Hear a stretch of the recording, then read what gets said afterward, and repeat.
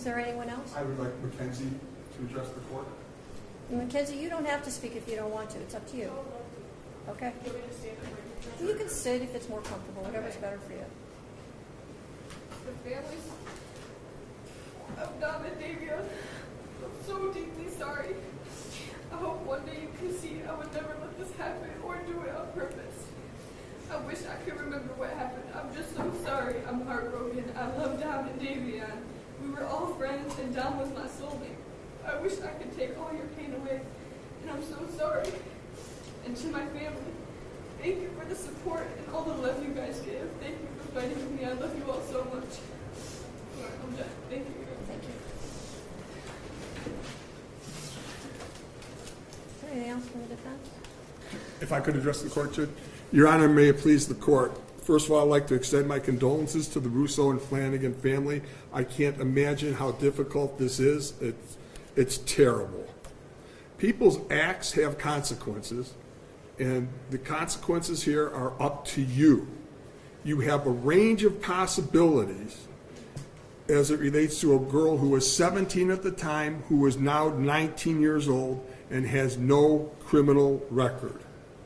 And as you so correctly pointed out in the opening, the decision when she gets out is up to the parole board. And we know how the parole board operates, and we know that everybody gets flopped at least once. So a 15-year sentence becomes a 20-year sentence at minimum, and it'll be up to this young lady here as to how she's going to conduct herself for the next 20 years or whatever the sentence would be. That would be number one. Second of all, I'd like to say thank you so much for allowing and taking the time to read those letters. And I would like to concentrate on the letters from the people from juvenile court. First of all, Ms. Smith and Ms. Kent. They have been the people who have monitored her progress since she was entered the juvenile detention facility, where she was for about 9 months. And I would like to commend them for writing these letters, because ultimately, or initially, I tried to have them send a letter, and the people at juvenile court wouldn't let them. And so they sent these letters anyways. And what do we see from their letters? We actually see where both of them say that she expressed remorse during the time. What the prosecutor played there was after the accident and way before she was ever incarcerated. They also both say that they have observed her grow as a person, that she's taken every single class possible, both culinary and college, that she's actually been a model inmate, the letters say, and that she has exhibited what they call the highest level of behavior. They grade people 1, 2, 3, 4. The better your behavior, the higher the number. She has always received the highest number. She's also been receptive to counseling, and as Ms. Kent said, she has been making amends. I'd ask you to pay special attention to the letter from Kelly Leitner that I think talks about certain, she cites certain things. Ms. Leitner is asking you to consider that the brain is not fully developed until 25 years or older. Her choices, Mackenzie's, and actions are indicative of teenage invincibility.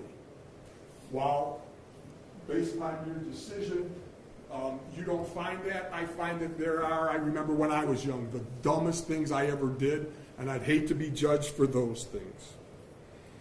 So really now I'm going to give you my observations, because I understand what you talked with Mackenzie's mother about acceptance of responsibility, etc. All I can tell you is that from the moment I met this young lady here, she expressed sorrow. And I would say during the course of this trial, in the initial emails and statements, she said, "I'm sorry for what you did." The prosecutor has said that she hasn't accepted responsibility. Well, as you remember, during the course of this trial, our defense was that it was a reckless homicide.